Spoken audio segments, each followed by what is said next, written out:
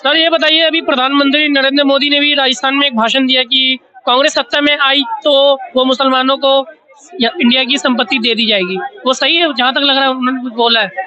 Sir देखिए, जो सबका हक है, ये देश सबका है, ये हिंदू भाइयों का भी है, मुस्लिम भाइयों का भी है, सिख भाई, हर भारतीय का देश है ये।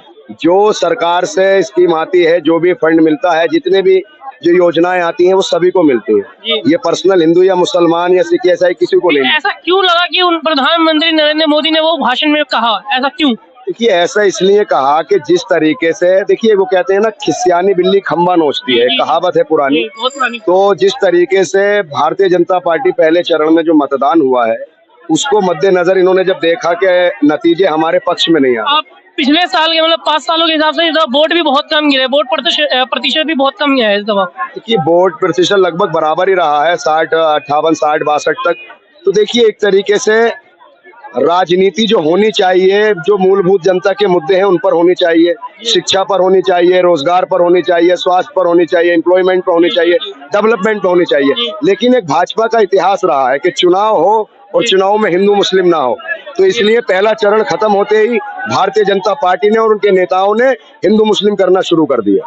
देखिए, जब परिवार का मुखिया, जो परिवार का मुखिया होता है, सरदार होता है, जब वही गलत बोलेगा तो जाहिर सी बात है उसके छोटे बड़े बच्चे सभी गलत बोलेंगे, तो वो सभी बोलने लग जाएंगे। तो जिस तरीके से प्रधानमंत्री जी ने एक बयान दिया, ये उनको शोभा नहीं देता।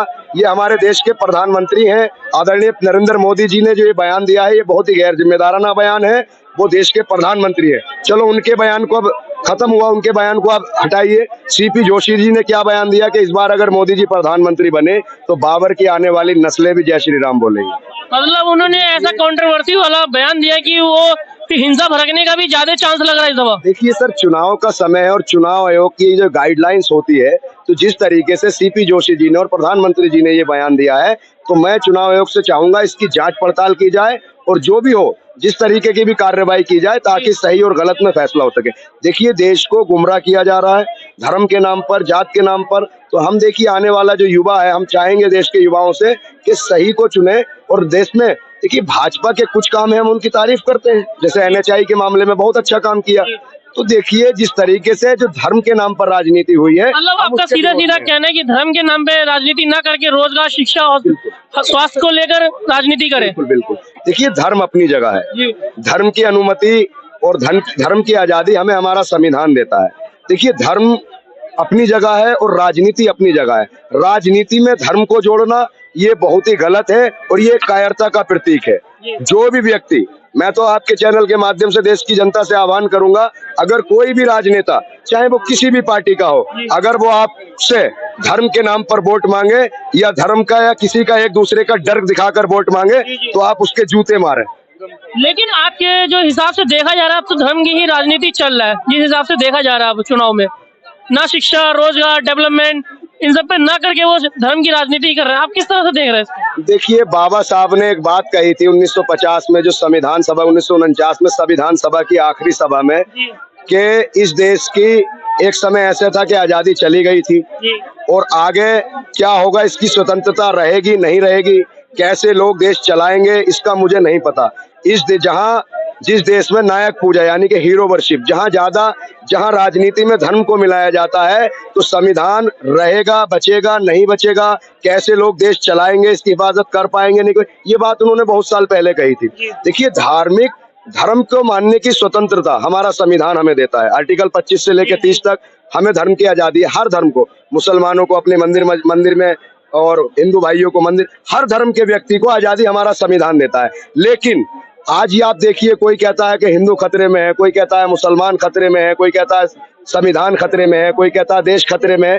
तो जिस तरीके से डर, ये राजनीति। सर ये बताइए, जो अभी राजस्थान में सीपी जोशी ने कहा कि अब जो नस्लें आएगी वो बाबर की औलाद आएगी, अब उनको देख लेंगे, वो आपको लग रहा है कि वो ठीक है? जहाँ तक सुनो मेरी बात, सीपी जोशी के मैं इस बयान को गलत मानता हूँ, उसके खिलाफ उसकी पार्टी को एक्शन लेना चाहिए। लेकिन ये दोनों तरफ से होता है, कोई भी पार्टी आती है ना। सुनो, पहली बात तो ये इस देश के मुसलमानों को बाबर के साथ नहीं जोड़ना चाहिए, क्योंकि वो फॉलोअर है मोहम्मद साहब के। उनको बाबर जो है लुटेरा था, अब्दाली लुटेरा था, उसने हमारी बहन बेटियों को यहाँ के लूटा, उनकी इज्जत लूटी, हमारे लोगों को मारा। उनके साथ जोड़ने से कोई मतलब नहीं। अब आगे बात जो अभी आप बात कर रहे प्रधानमंत्री की। प्रधानमंत्री देखो, प्रधानमंत्री जो एक देश के प्रधानमंत्री हैं, लेकिन जब वो चुनाव में अपनी पार्टी को करने जाते हैं ना, चुनाव प्रचार करने जाते तो अपनी पार्टी के स्टार प्रचारक है, वहां वो बात कह सकते हैं। बल्कि यहाँ तक मनमोहन सिंह जी ने तो जो ये नीति आयोग के बैठक के अंदर ये बात कही थी कि यहाँ के संसाधनों का जो पहला हक है मिनोरिटीज का है, और खासकर, लेकिन उन्होंने ये कहा था कि अल्पसंख्यक और कुछ और समुदाय का और कुछ और मैंने दिया था। अंग्रेजी में बयान सुन लो, अभी भी निकाल के दिखा दूंगा।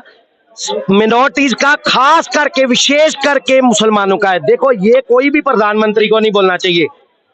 हिंदू, मुस्लिम, सिख, ईसाई, बौद्ध, जैन, हम सब इस देश के वासी हैं और हमारा सबका अधिकार है।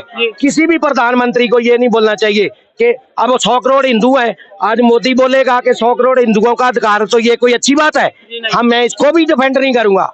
देखो, जो प्रधानमंत्री है उसके लिए पूरा संविधान के तरीके से तय चलना चाहिए, बराबर है ना, कि अलग है फिर। हाँ बिल्कुल, उसके लिए संविधान के तहत चलना चाहिए। या किसी भी विशेष का ये क्या होता है, तुष्टीकरण की नीति चलती है ना, जब तुष्टीकरण की राजनीति, हाँ, उस राजनीति के तहत ये बयान देते हैं, उसके अंदर ये पब्लिक को बेवकूफ बना के वोट लेते हैं। तो इसलिए जो भी राजनीति है ना, स्वच्छ तरीके से होनी चाहिए, मुद्दों पे होनी चाहिए। लेकिन मुद्दे पे ना होके वो अभी इस दफा हिंदू मुस्लिम है, वो धार्मिक पे हो रहा है इस दफा चुनाव। क्यों हो जाती है? जब एक पार्टी का बंदा वो लिखेगा ना उसमें जी, तो मैनिफेस्टो में तो दूसरी तरफ का होगी। अब देखो, ये जो चीज लिखी है, साइम पटरोदा का आज भी बयान आया है। हाँ जी, कि जो उद्योगपति है वो मरने के बाद उनकी 52% जो संपत्ति है वो सरकार डिस्ट्रीब्यूट कर दे लोगों को। देखो, हुआ है ना, पहले अंग्रेजों ने क्या करा, जितने हिंदुओं के मंदिर थे सारे उसके कंट्रोल में थे। उसके बाद जो सेंटर की सरकार, जो स्टेट की सरकारों के अंडर है, बाकी कोई भी कोई मस्जिद या गिरजाघर या गुरुद्वारा क्यों नहीं है, सबके लिए कानून बराबर होना चाहिए। इसीलिए वो लोगों को बता रहे हैं कि भाई आपने अभी बीजेपी के इन 10 सालों में तो ये कानून बराबर क्यों नहीं किया गया, मंदिरों को क्यों नहीं हटा दिया गया गवर्नमेंट से? ये स्टेट वाइज कानून जाएगा, स्टेट की सरकारों को हल करना होगा। अब तमिलनाडु में डीएमके की सरकार है, वहाँ का बीजेपी कैसे कर देगी? पंजाब में आपकी सरकार है, वहाँ का बीजेपी कैसे कर देगी? वो स्टेटों को फैसला लेना होगा, क्योंकि जो मंदिर मठ जितने भी है ना, वो स्टेटों के अंडर है और उसका पैसा जो है सरकार लेती है। इसलिए कानून सबके लिए बराबर होना चाहिए, चाहे कोई भी जात धर्म का तो मसला ही खत्म होना चाहिए। यहाँ पे एक नागरिक के तौर पे सबको बराबर अधिकार होने चाहिए। मतलब जो मुद्दा बनता है चुनाव का, वो रोजगार, शिक्षा, स्वास्थ्य, इन सब पे बनना चाहिए, ना कि हिंदू मुस्लिम धार्मिक मुद्दों को लेकर बनना चाहिए। वही तो बात है ना। अगर ये बात होगी तो 2013 में मनमोहन सिंह जी ये क्यों कह के गए कि भाई ये जो वक्फ बोर्ड बनाया है, ये उस वक्फ बोर्ड का पता क्या रूल है जी? मान लो ये आपका घर है, अगर वक्फ बोर्ड ने आपको कह दिया कि ये प्रॉपर्टी मेरी है, आप कोर्ट नहीं जा सकते, आप डिफेंड नहीं कर पाएंगे अपने आपको उनको ही संतुष्ट करना पड़ेगा, नहीं तो आपको अपना घर छोड़ना पड़ेगा। ये क्यों, ये किस लिए करा के गई? सारी सरकारें तुष्टीकरण करती थी। तुष्टीकरण किसी भी समाज का नहीं होना चाहिए, सबको विशेष करके एक ही नागरिक के तौर पे देखना चाहिए, मतलब एक बराबर देखना चाहिए। जी बिल्कुल, जो भी नागरिक है इस भारत का, सब भारत माँ के बच्चे हैं, सबका खून इस मिट्टी ने पैदा हुआ है, तो सबके लिए बराबर कानून चाहिए। क्या लगता है सर आपको? सही बात बोल रहे हैं, बिल्कुल सही। मतलब भाई साहब जो बोल रहे हैं वो संतुष्टि, मतलब आप सहमत है इस बात से? 100% बिल्कुल सही बात है। सब भारत माँ की संतान है, सबको बराबर हक अधिकार होना चाहिए, बिल्कुल राइट है, सही बात है। भेदभाव नहीं होना चाहिए, मतलब भेदभाव नहीं होना चाहिए, मतलब एक बराबर, मतलब जाति धर्म इन सब पे नहीं होना, धर्म के नाम पे नहीं होने चाहिए भेदभाव। गलत है ये, मतलब गलत है। है। आपसे एक छोटा सा सवाल है, अभी इलेक्शन का टाइम चल रहा है, वैसे ही लोकसभा के इलेक्शन का टाइम, क्या लग रहा है माहौल किस साइड जा रहा है? एनडीए, मतलब बीजेपी एनडीए? ऐसा क्यों विपक्षी मतलब इंडिया गठबंधन की तरफ नहीं जा रहा? देश की जनता तय करती है, देश कौन चलाएगा, कौन बेहतर है, वो चूज करते हैं।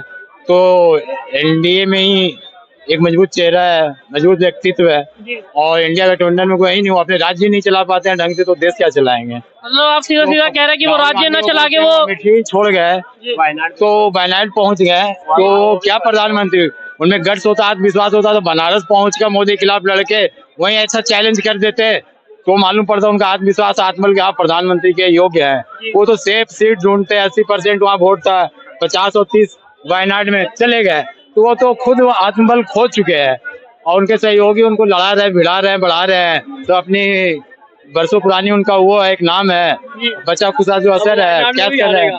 वायनाड में 50 और 30-80% वोट मुसलमान और ईसाई का है, इसलिए चले गए। तो आदमी इसी से मालूम पड़ता है कि वो आत्मबल खो दिया है। आत्मबल होता प्रधानमंत्री का तो बनारस जाके वहाँ लड़के नियर अबाउट करते, हार जीत अलग बात थी, तो मालूम पड़ता है गट्स है यार, ये डिफेंड करते मतलब हार जीत अलग है, लेकिन लड़ते हम होते तो हम यही करते, हम वहीं पहुंच जाते बनारस। वही प्रियंका गांधी कहती थी लड़की हूँ लड़ सकती हूँ, अब तक तो कोई वो इलेक्शन लड़ी नहीं। वो जब से वो राजनीति में उतरी है कोई इलेक्शन लड़ी है नहीं, क्या लड़ेगी, वजूद ही नहीं है।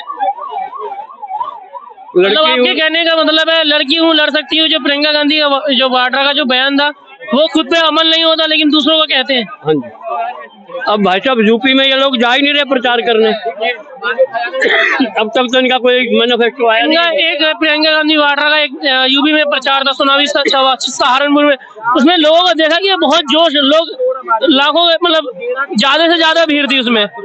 अभी आप लाखों कह रहे हो या ज्यादा कह रहे हो? ज्यादा से ज्यादा भीड़ थी। कितनी, 20-25 हजार, 50 हजार, ऐसा है।